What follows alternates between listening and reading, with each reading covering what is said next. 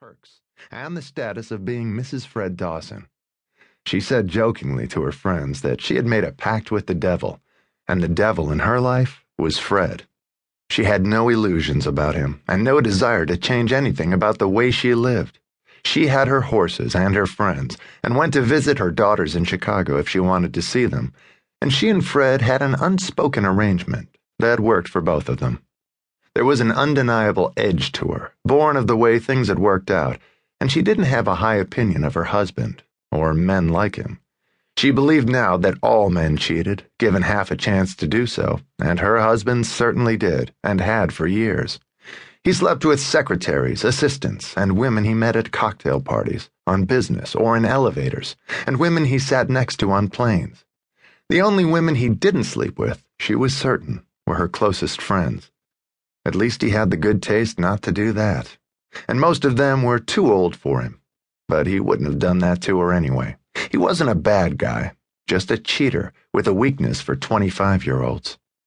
They had a civil relationship, based on a mutual arrangement that worked for both of them, even if it was devoid of warmth.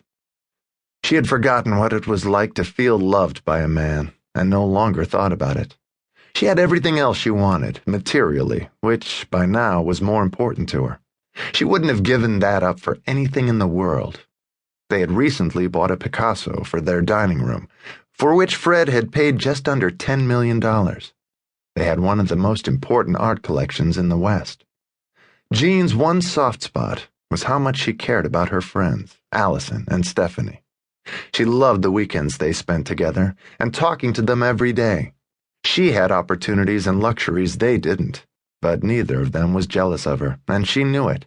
They didn't envy the state of her marriage either, or the emptiness of her relationship with Fred, but despite the choices she had made, there was a human side to Jean, and an honesty about herself that they all found endearing. There was no pretense to Jean. She loved being rich and Mrs. Fred Dawson, and it was worth anything to her to stay that way. It was almost like a career choice she had made. Corporate wife of multi-millionaire who was rapidly on his way to becoming a billionaire in the high-tech world. Fred Dawson had a Midas touch, which men admired and envied, and the power he exuded was like an aphrodisiac to women. And Jean bought more thoroughbreds, fabulous impressionist paintings, and owned more Hermes and Louis Vuitton and Graff jewelry than almost any woman in the world. And yet she was perfectly capable of enjoying a weekend in Squaw Valley with their 4 best friends. They had driven up from Hillsborough in Fred's new Ferrari, and she always referred to the 3 couples as the Big Six. Fred had already been successful when they met, though not on the scale he was now. Even Jean admitted that the amount of money he had made in recent years was ridiculous, but it suited her just fine. She felt like a queen, and in her world she was. But her bright mind, quick wit, and honesty about herself and others kept her from being obnoxious. She could be harsh at times, born of disappointment about her marriage. But her friends loved her as she was, even if her husband didn't. He was only attracted to young women, and no matter how great she looked, Jean had been too old to appeal to him for years.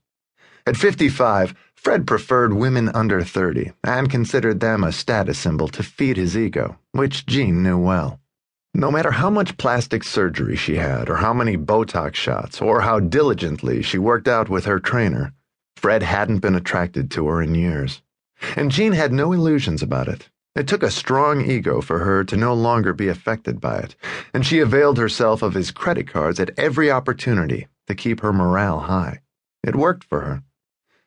Brad and Allison Freeman were the opposite of Jean and Fred. After 12 years of marriage, they were still madly in love, and Allison thought her husband walked on water. She had been a rep for a pharmaceutical company, and at 35, she had begun to think she would be single forever, until her Cinderella story happened. Brad had noticed her when she was dropping drug samples off at his office. Still a bachelor at 41, and enjoying every minute of it, he was the object of all his nurses' fantasies, and Allison's as well. He was the successful orthopedic surgeon they all dreamed of, and he fell for Allison like the proverbial ton of bricks. 8 months after they started dating, they were married, and Allison's life changed forever.